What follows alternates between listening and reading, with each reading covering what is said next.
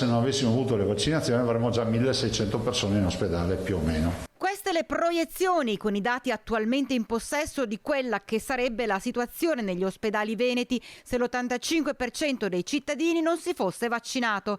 Ma c'è un'altra importante previsione di un possibile scenario futuro. Pensiamo che nel giro di 2 settimane, che è la parte che più ci preoccupa, dalle proiezioni che abbiamo noi arriviamo a un centinaio di persone in terapia intensiva. Non dovrebbe esserci comunque il cambio di zona, visto che per il passaggio in fascia gialla si dovrebbero superare i 3 parametri previsti: del 15% dell'area non critica, ora al 4%, del 10% delle terapie intensive, attualmente al 5%, e l'incidenza già ora sopra la soglia con 115 casi ogni 100.000 abitanti.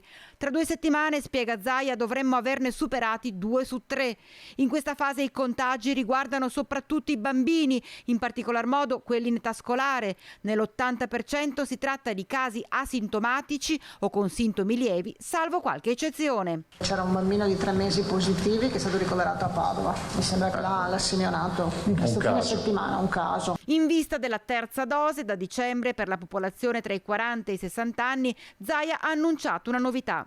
Nel giro di qualche giorno daremo comunicazione, assettiamo il sistema per cui troveremo spazi liberi nelle agende, io ho i 6 mesi che mi scadono il 12 di dicembre. L'idea è quella di poter entrare in settimana, di prenotarmi un appuntamento dal 12 dicembre in poi. Intanto nei prossimi giorni ci sarà un incontro delle regioni con i capigruppo dei partiti di Camera e Senato per illustrare i costi sostenuti in questi 20 mesi di pandemia, costi che al Veneto sono valsi 1.300.000 euro, Veneto che nella domanda di ricognizione ha avanzato una richiesta di 513 milioni.